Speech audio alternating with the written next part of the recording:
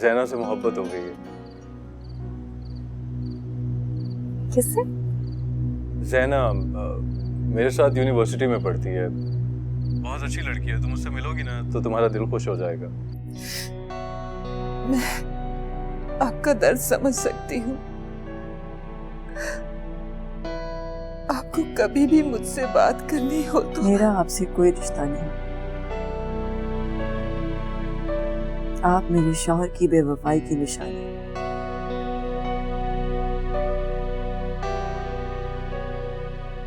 इसलिए मैं आज के बाद आपसे कभी दोबारा नहीं मिलूंगी। देना जुदाई माहिया।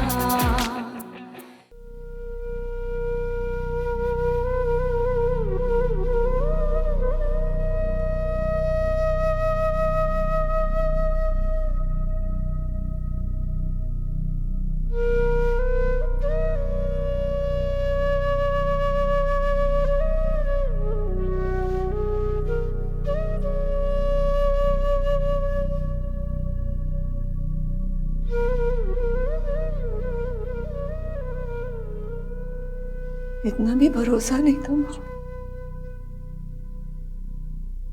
बताते तो सही। और मैं अपने आप को कितना खुश नसीब समझा करती थी कि हसन मेरी इज्जत करते, मुझसे बेपनाह मोहब्बत करते, हर फैसले से पहले मेरी राय लेते और इतना बड़ा फैसला कर डाला, मुझे अंधेरे में रखा, बताया तक।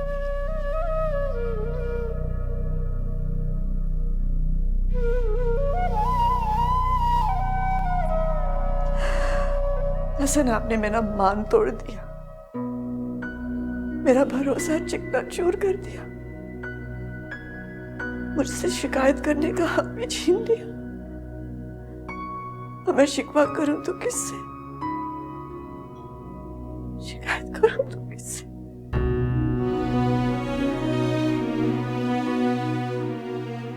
एक ही पल में कितना दूर कर दिया मुझे, पराया कर दिया, बिल्कुल पराया।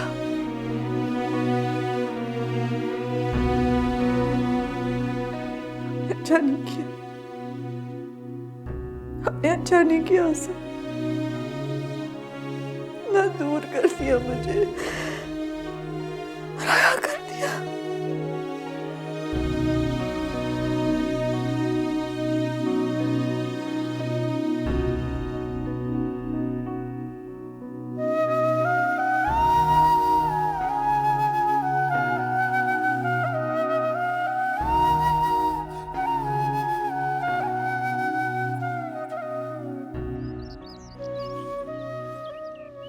कैसी हो? कैसी हो सकती हूँ? समझ सकती हूँ अच्छी तरह से कि तुम पे क्या बीत रही होगी। कितनी चालाक औरत होगी ना वो। देखो किस तरह हसन भाई को पैसों के चक्कर में फंसा गई। तुम तो मिली थी ना उससे, कैसी थी वो? दिल तो मेरा भी चाहता है कि मैं उसे चला कर खुद गर्ज करूं, लेकिन मेरा रिश्ता तो हसन से था। इतने सालों में मुझसे छुपाते रहे, मुझे बताया तक नहीं। इतना बड़ा धोखा किया मेरे साथ, इतना बड़ा। मैं तुम्हारी बात अच्छी तरह से समझ सकती हूँ। मैंने तो जुनैद से कहा था और उन्हें कम से कम समझाना तो चाहिए था। मुझे जुनैद भाई से बहुत गिला है, वही मुझे बता देते। बस यारों की यार है ना वो। देखो दोस्ती निभाते निभाते क्या हो गया। इन मर्दों को तो बिल्कुल पता नहीं होता है कि बेचारी औरतों के दिल पे क्या बीतती होगी। वो बहुत शर्मिंदा है, मिलना चाहते हैं तुमसे, माफ कर दो उन्हें। हमजा से मिली तुम? लाहौर गई थी ना? हाँ, लेकिन ये सब मुझे ही समझ में नहीं आ रहा। तो मैं हमजा को क्या समझाती, क्या बताती उसे? कुछ भी हो, मैं अच्छी तरह से समझ सकती हूँ, लेकिन तुम्हें हमजा को और हैदर को तो ये बात बतानी ही पड़ेगी। हाँ, हैदर और आलिया भी वापस आ रहे हैं हनीमून के बाद। समझ में नहीं आ रही क्या होगा, क्या समझाऊंगी, क्या बताऊंगी।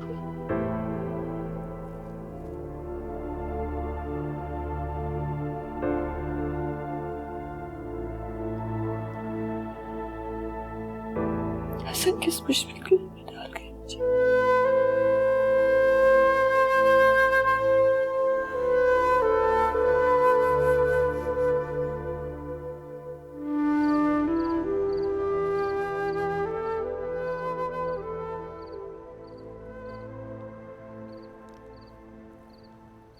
सुजाना, मुझे सुबह याद दिलाना, मम्मी की कुछ दवाइयाँ ख़त्म हो रही हैं, लेके आनी। जी।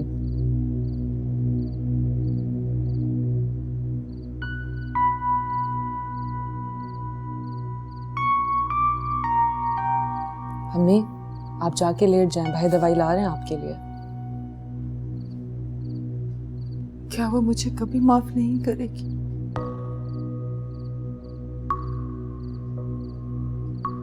मुझे लगा मैं उससे बात कर लूं तो वो आपको गले लगा लेंगी, हमें अपने साथ ले जाएंगी। जैना, क्या हो गया तुम? किस तरह बात कर रही हूँ? देख नहीं रही उनकी तबीयत कितनी खराब है? नहीं, मैं ठीक हूँ, ठीक हूँ मैं।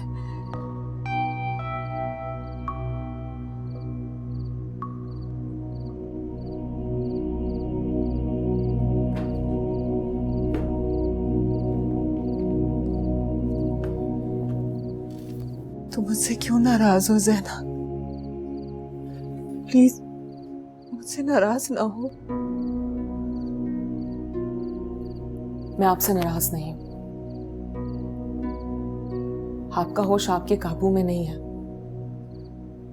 नाराज तो मैं उन लोगों से हूं जिन्होंने इतनी सारी जिंदगियों के साथ खेला है। शाहज़ाना, बस कर दो।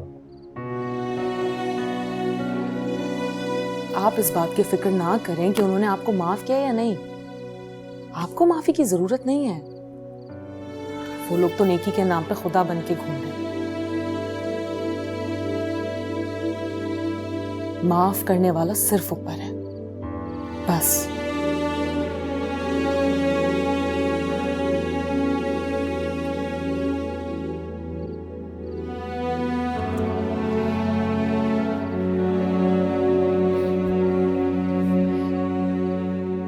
पिछले दिन आप पे बहुत मुश्किल से गुजरे। अब आपकी तबीयत संभल रही है, और ये बहुत अच्छी बात है।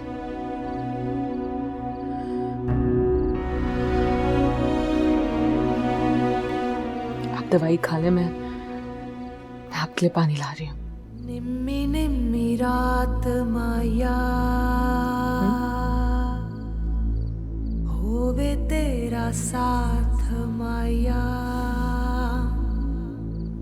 लुक गई दिलां विच दिल वाली बात माया, खाली खाली नैन माया,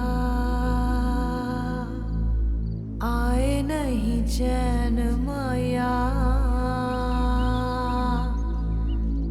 आंसुओं में डूबी हुई मैं तो दिन रैन माया।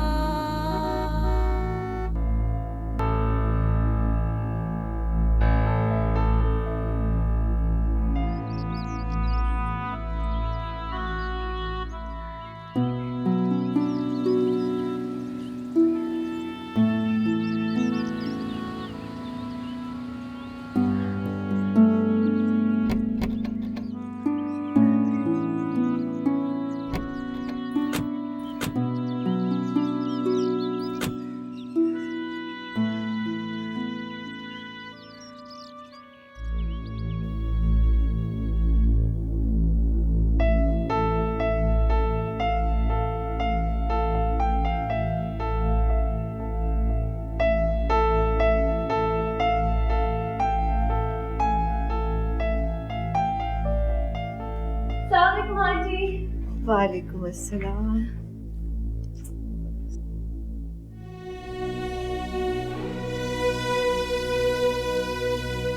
कैसे तो तुम्हारी? It was amazing, aunty. Turkey इतनी खूबसूरत जगह है, हमारा तो वापस आने का दिल ही नहीं चाह रहा था। It was really nice. सबको साथ जाना चाहिए। सामान फिलहाल यहीं रख दे प्लीज। आंटी आपको पता है मैंने बहुत सारी शॉपिंग की और आपके लिए तो बहुत सारी खूबसूरत चीजें लाई हूँ।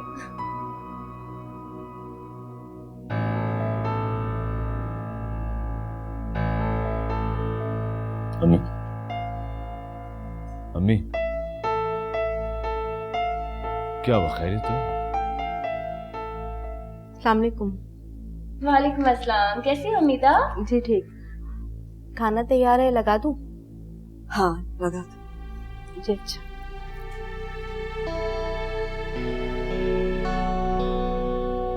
अम्मी,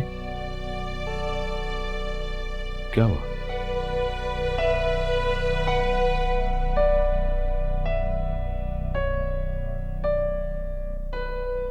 हाँ मैं तुम्हें बताती हूँ।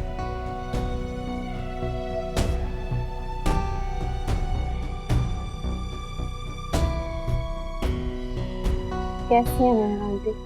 कोई बात हुई उनसे? बेटा मिलने तो गई थी मैं, जाहिर सी बात है बहुत दुखी है वो इस वक्त। अम्मी सीरियसली मेरा बहुत दिल चाह रहा है उनसे मिलने का। क्या मुझे जाना चाहिए उनसे मिलने?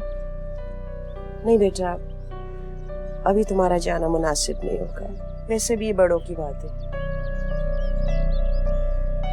तुम फिर चली जाना, तुम्हें तो वैसे भी देखकर बहुत खुश होती है ना। मैं इतने बार सोचती हूँ तुम्हारी और हमजा की बात शुरू करूं, लेकिन बीच में कोई ना कोई मसला आ जाता है। अम्मी अब आप प्लीज हमजा और मेरी बात को यहीं खत्म कर दें। क्या तुम्हारी और हमजा की कोई लड़ाई हुई है, झगड़ा हुआ है कोई? नहीं, लेकिन मैं आपको पहले भी बता चुकी हूँ कि हम बहुत अच्छे दोस्त हैं, दैट्स इट। बेटा ये सब बेकार की बातें होती हैं। बेटा दोस्ती में और मोहब्बत में बारीक सी लकीर होती है। हाँ लेकिन वो मोहब्बत मैं नहीं हूँ, कोई और है। क्या? कौन है? कोई लड़की उसकी यूनिवर्सिटी में। वैसे भी मैं हमजा और मेरी दोस्ती से बिल्कुल सेटिस्फाइड थी। आपने मेरे दिमाग में इतनी सारी बातें भर दी और मैं भी आपकी बातों में इतने आराम से आ गई।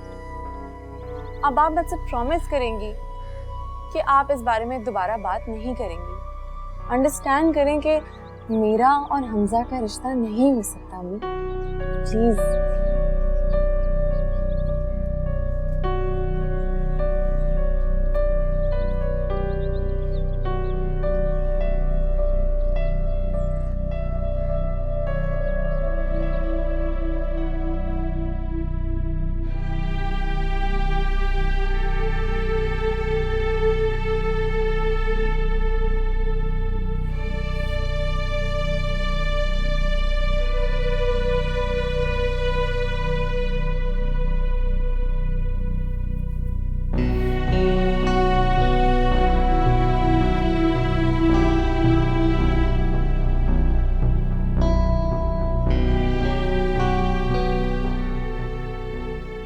मैं नहीं मानता।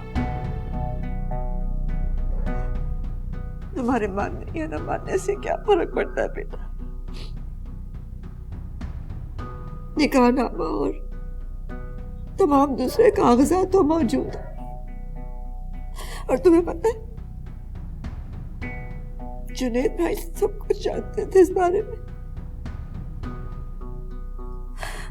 और ये जिम्मेदारी उन्हें सौंपी गई थी। I don't believe it. इतना बड़ा धोखा पापा मैं कैसे दे सकता? वो ऐसे नहीं थे। उन्होंने आज तक अपनी जिंदगी में झूठ नहीं बोला, तो हमारे साथ इतना बड़ा झूठ क्यों?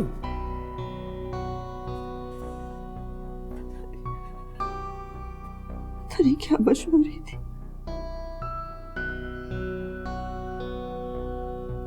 काश मैं तुम्हारा दुख कम कर सकती बेटा, लेकिन मैं तो मजबूर हूँ।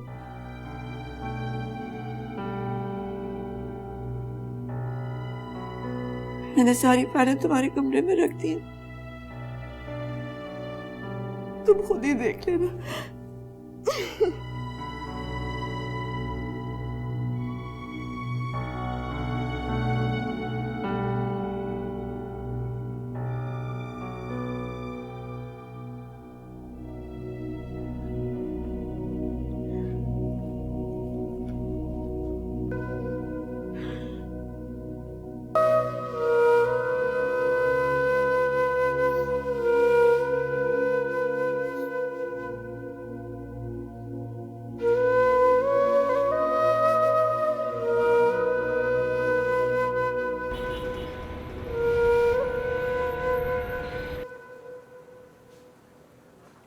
We have एक zucchini club and American beef burger, 2 fresh naans. Thank you.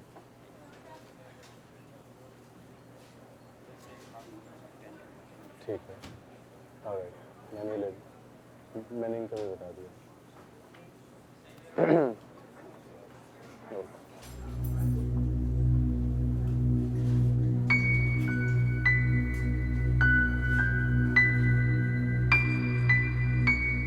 क्या हुआ था जना? तुम कुछ परेशान लग रही हो। नहीं, झूठ तो मत बोलो। अगर नहीं बताना चाहती तो वैसे ही कह दो मुझे। नहीं ऐसी कोई बात नहीं है, बस घर की टेंशन है। घर की टेंशन मुझे बता दो ना, हो सकता है मैं तुम्हारी हेल्प कर दूं। तो मेरी मदद नहीं कर सकता। क्यों? मैं तुम्हारी हेल्प क्यों नहीं कर सकता?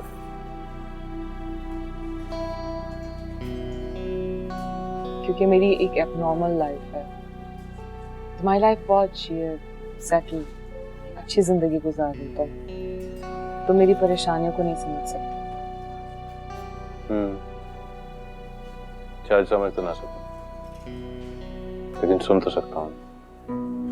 जना, कभी कभी अपनी परेशानियां शेयर करने से ना इंसान के दिल का बोझ हल्का हो जाता है। You can try that. कभी कभी सोचती हूँ अगर मैं तुम्हारी जगह होती तो आज कहाँ होती। फिलहाल तो हम दोनों एक ही जगह पे हैं। जाहिर मंजिल एक है, लेकिन यहाँ तक पहुँचने का रास्ता बहुत मुख्तलिफ है। पता है, मैं बहुत छोटी थी जब अब्बू का इंतकाल हुआ। जब से होश संभाले, अम्मी बीमार रहती हैं, मैं और भाई वक्त से पहले बड़े। तो उस वक्त कोई और फैमिली मेंबर या गार्डियन नहीं था जो तुम लोगों को सपोर्ट कर सकता?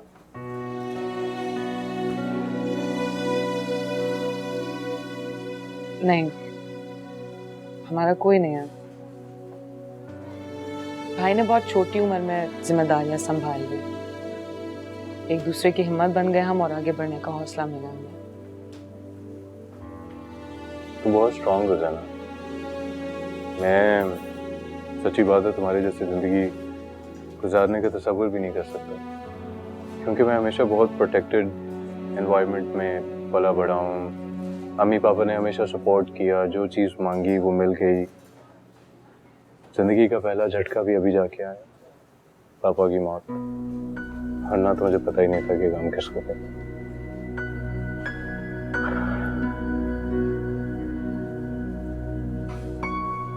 जना, तुम्हें बुरा तो नहीं लगता मैं अपनी फैमिली की बातें तुमसे शेयर करता हूँ? नहीं नहीं, मुझे अच्छा लगता है तुम्हारी फैमिली की बातें सुनना। तुम्हारी कहानियों के जरिए एक और जिंदगी जीने का मौका मिलता है मुझे। आई होप ज़ैना कि मैं किसी दिन तुम्हें वो जिंदगी दे सकूं जो खुशियों से भरपूर हो।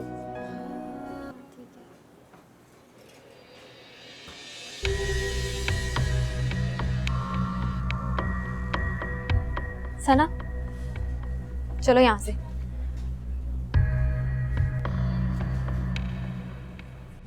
मैं तो कहती हूँ तुम हैदर को समझाओ कि उस खानदान से लात ताल्लुक हो जाए। ऐसा ना हो कि एक दिन वो यहाँ आ जाए और तुम्हारा और हमजा का हक भी मार दें। पापा को समझाने के बजाय बढ़ावा दिया आपने। अब ये नहीं चलेगा। आज से, अभी से आप सब कुछ बंद करवाएंगे। And that is fine. जा देना जुदाई माहिया।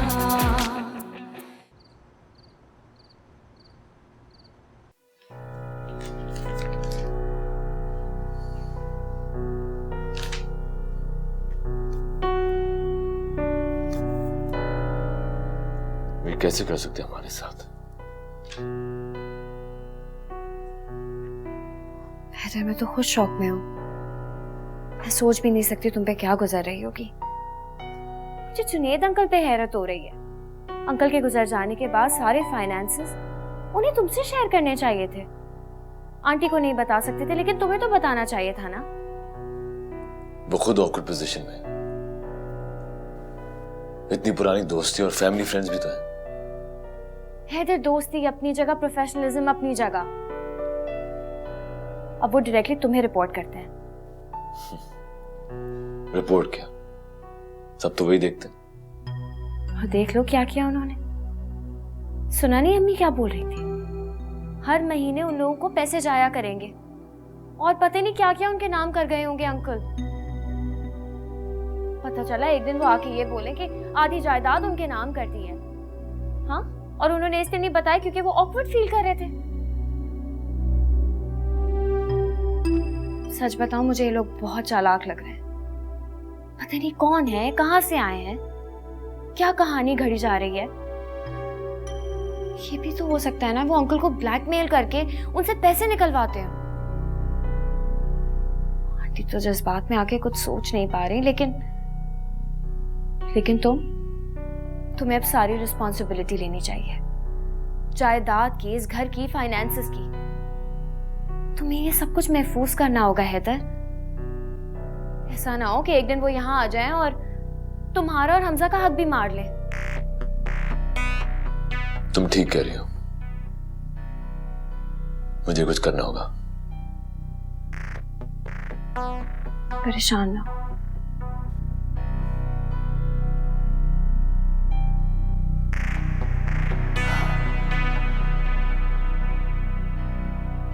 मैं आपसे शर्मिंदा हूँ भाभी। मुझे ये सब कुछ आपको बहुत पहले बता देना चाहिए था, लेकिन हसन के इंतकाल के बाद आप सदमे से दो चार थी, इसलिए मेरी समझ में नहीं आ रहा था कि मैं आपको ये सब कुछ कैसे बताऊं।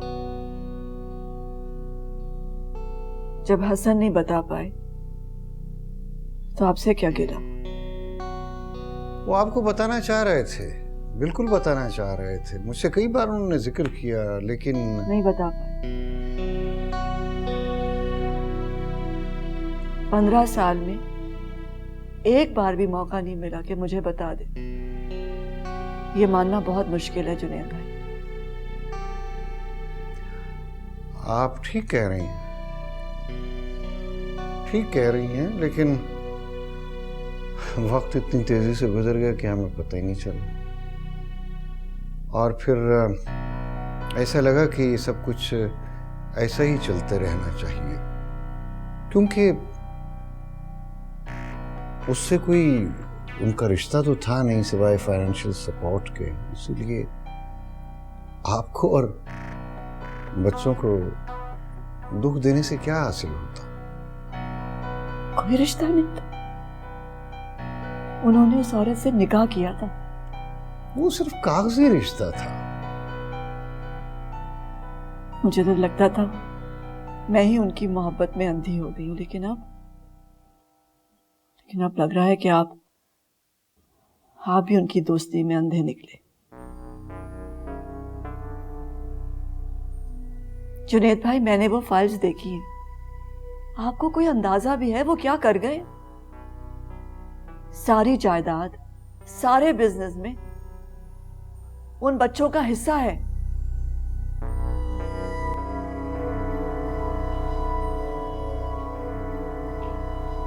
किसी का कोई हिस्सा नहीं है।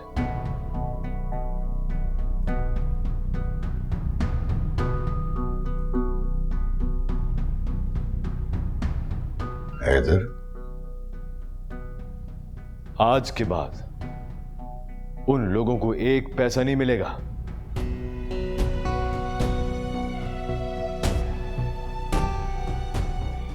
हैदर बेटा, एक पैसा भी नहीं। देखो बेटा हैदर, मैं तुम्हारे शौक और दुख को समझ सकता हूं, लेकिन अगर ठंडे दिमाग से सोचो तो ये तुम्हारे पापा की आखिरी ख्वाहिश है। पापा ने जो करना था वो कर चुके, अब जो करना है मुझे करना है। वो तो ठीक है, लेकिन बेटा ये इतना सिंपल नहीं है,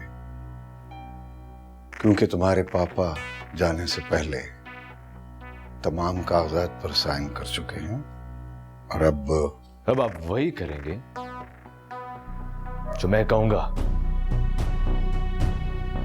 न जाने पापा ने कितने सड़क छाप लोगों को हमारी जायदाद में हिस्सा दिया हो। कल कोई और आ जाएगा और फिर हम सब कुछ बांटना शुरू कर देंगे। Haider, behave yourself. क्या गलत बोला मैंने अम्मी? पापा ने तो ये सब कुछ सोचा ही नहीं होगा, फरिश्ता बनने चल पड़े। मैं आजकल के लोगों की नीयतों से खूब वाकिफ हूं। बेटा, आज तक इतने बरसों में उन्होंने कुछ नहीं मांगा, अब क्या मांगे? जो अब तक मिल रहा है वो चंदा नहीं था अंकल। टॉप प्राइवेट यूनिवर्सिटीज में पढ़े हैं, महीने का खर्चा अलग, और मेडिकल बिल्स की तो आप बात ही ना करें। मैं तो आप पे हैरान हूं, पापा को समझाने के बजाय बढ़ावा दिया आपने। अब ये नहीं चलेगा। लेकिन हैदर, आज से, अभी से आप सब कुछ बंद करवाएंगे। मगर कैसे? मैंने कहा ना, अभी बंद करवाएंगे। अगर आपसे नहीं हो रहा तो मैं खुद बैंक फोन करके बंद करवाऊंगा। And that is final.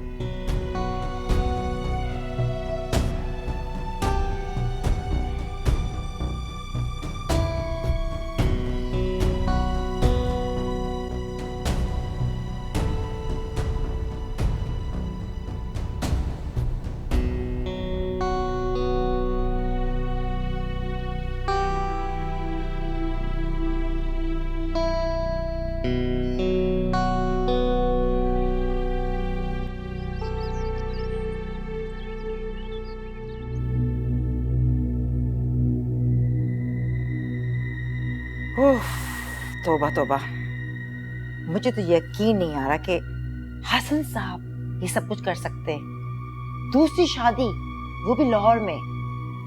My God, too much. मुझे तो इतनी शर्मिंदगी हुई है ना सुन के। अब समझ में आया, ये सब आंखों का धोखा था। कैसे शराफत की सफेद चादर ओढ़े बीवी के आशिक बने रहते थे। असल चेहरा तो अब उनका सामने आया। तभी कहती हूँ, इन मर्दों पे कभी भरोसा मत करो। सामने कुछ होते हैं, पीठ पीछे कुछ। सारे मर्द तो ऐसे नहीं होते मामा। सारे ऐसे होते हैं, बस मौका मिलने की देर होती है। या तो उनकी बीवियां मेरी तरह चार आके खोल के नहीं बैठती। अब मेरे को देखो, कैसी बेखबर। माशाल्लाह इतनी बड़ी फैमिली, इतने सारे लोग, और जब लोगों को पता चलेगा तो क्या कहेंगे? Oh my God. ठीक कह रही हैं आप, ऐसी बातें छुपती कहाँ हैं? हमें अपना मुंह बंद रखना पड़ेगा। मुझे तो समझ नहीं आ रहा कि जब बातें खोलेंगी तो लोग हमें कहेंगे अपनी इकलौती बेटी की शादी किस खानदान में कर दी। मैं तो हैदर का सोच रही हूँ, आखिर सब कुछ उन्होंने ही फेस करना है। इस उम्र में अंकल के ऐसे करतूत अगर लोगों की जुबान पर आ गए तो बेटा दुनिया में क्या मुंह दिखाएगा? या तो मुझे सोच सोच के हौल आ रहे हैं कि हम लोगों को क्या कहेंगे। देखो, मैं तो कहती हूँ तुम हैदर को समझाओ कि उस खानदान से ला ताल्लुक हो जाए, खत्म कर दे रिश्ता। ये क्या कह रही हैं आप? सही कह रही हूँ मैं। इससे पहले कि तुम दोनों इस आग के लपेटे में आओ, अलग हो जाओ इस फैमिली से। हैदर कभी नहीं मानेगा। क्यों नहीं मानेगा? कहती रहो, बोलती रहो, कभी ना कभी तो मान ही जाएगा ना। अब समझ में आया तुम्हें? तभी मैं कहती हूँ हैदर पे कड़ी नजर रखा करो। ये मिनार जैसी लड़कियां होती है ना, इसी तरह मर्दों को फांसती हैं और फिर बीवियां घर बैठे रोती रहती हैं, हाय दूसरी शादी कर ली।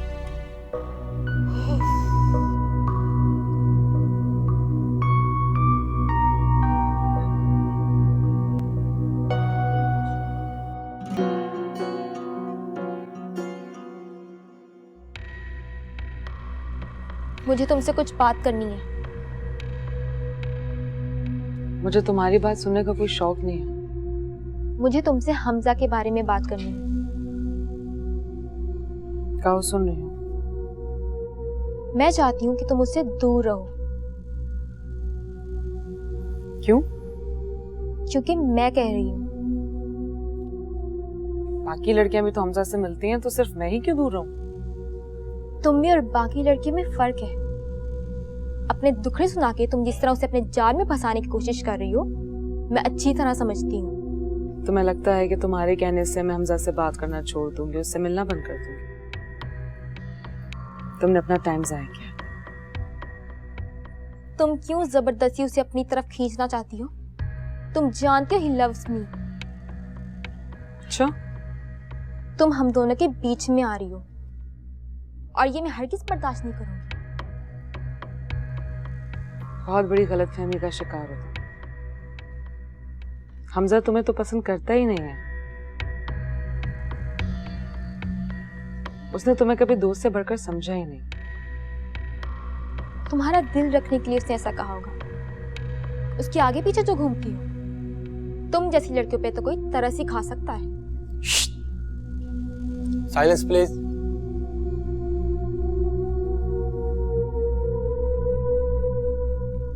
बेहतर होगा अपनी आवाज नीचे रख के बात करो, क्योंकि तुम जैसों की ऊंची आवाज को नीचे दबाना मुझे बहुत अच्छी तरह आता है। अगर हिम्मत है तो खुद जाके हमजा से पूछ लो।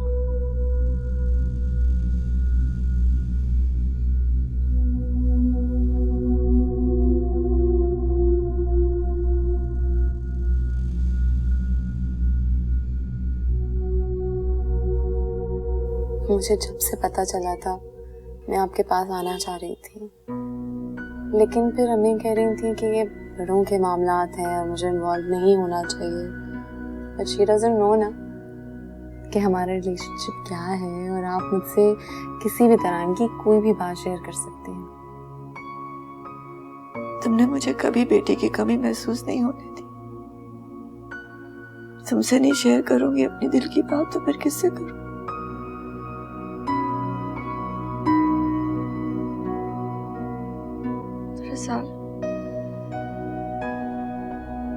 दरअसल आजकल मैं बहुत परेशान रहने लगी हूँ। हैदर का गुस्सा दिन ब दिन बढ़ता चला जा रहा है। मैं तो अपनी नाराजगी जैसे भूल ही गई। बस यही सोचती रहती हूँ कि गुस्से में आकर कभी वो कोई ऐसा फैसला ना कर ले कि जिससे उसको नुकसान हो। हैदर का गुस्सा जायज है और आपकी नाराजगी भी। मैं जितना हसन अंकल के बारे में सोचती हूँ, उतना ही उनकी मजबूरी को समझने की कोशिश करती हूँ। ऐसी भी क्या मजबूरी बना है? 15 साल वो 2 जिंदगियां जीते रहे और मुझे खबर तक न हुई। वो सिर्फ एक जिंदगी जी रहे थे और वो भी आपके साथ। हाँ, एक फर्ज जरूर निभा रहे थे। कैसा फर्ज था ये कि मुझे बताया तक नहीं? उससे शेयर तो करते, नेकी कर रहे थे। एक बार मुझे बता के देख तो सही। आंटी, ये सब कहना बहुत आसान और बहुत अच्छा है, लेकिन अब अपने आप से पूछ के देखें ऑनेस्टली कि क्या आप उस वक्त अंकल के इस फैसले को कबूल करती? क्या आपको हसन अंकल की सेकंड वाइफ कबूल होती? मैं उनकी साइड नहीं ले रही हूँ। मुझे पता है उन्होंने जो किया वो गलत था और वो बुज़दिली थी। वो ना आपको हर्ट करना चाहते थे और ना ही अपनी जिम्मेदारियों से मुंह फेरना चाहते थे। तो ऐसे में उन्होंने वो किया जो उनको सबसे आसान लगा। महज एक बैंक अकाउंट बन के रह गए उनकी जिंदगी में, लेकिन जिंदगी आपके साथ गुजारी, सिर्फ और सिर्फ आपके साथ। लेकिन एक झूठ 100 झूठ को जन्म देता। मैंने सारी जिंदगी कभी उन पे शक नहीं किया। बिजनेस के सिलसिले में वो पता नहीं कहां जाया करते थे। कभी नहीं पूछा कहां जा रहे हैं, किससे मिले, कोई सवाल नहीं किया। लेकिन अब उनके साथ गुजारा हुआ सारा वक्त नजरों के सामने फिरता है। अब सोचती हूँ जब उन्होंने मुझसे कहा था कि वो लंदन जा रहे तो क्या वो उससे मिलने गए थे?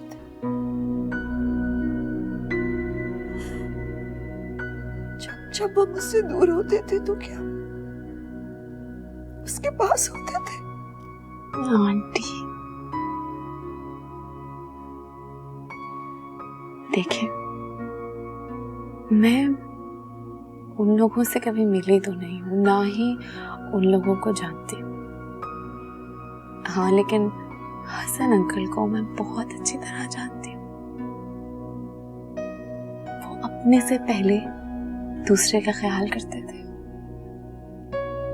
और जो मोहब्बत आप दोनों के बीच में थी वो झूठ हो ही नहीं सकती। हाँ, गलती हुई है उनसे, लेकिन उनकी मोहब्बत वो एक ऐसा सच है जिसको कोई झुठला नहीं सकता।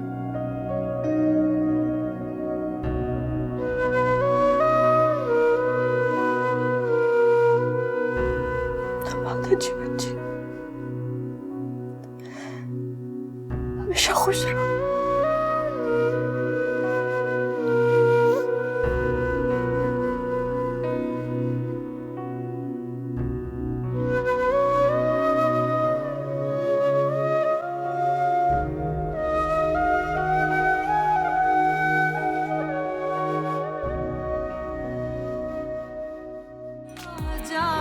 देना जुदाई माहिया। मैं चाहते हुए भी उनसे नफरत नहीं कर पा रही। हम लोग उन लोगों के लिए ज़कात से ज्यादा कुछ नहीं होते। ज़कात पूरी हो गई है और ये चैरिटी प्रोजेक्ट अब बंद हो चुका है। इस काम के लिए किसी और को हायर कर लो, क्योंकि मुझसे ये नहीं होगा। मुझे किस चीज की सजा दे रही हो तुम? क्यों सजा दूंगी मैं तुम्हें? तुमसे प्यार करता हूँ जना, for God sake I love you. सोचा ही नहीं था जॉब इंटरव्यू के लिए गई थी। ऐसे भी ज़माने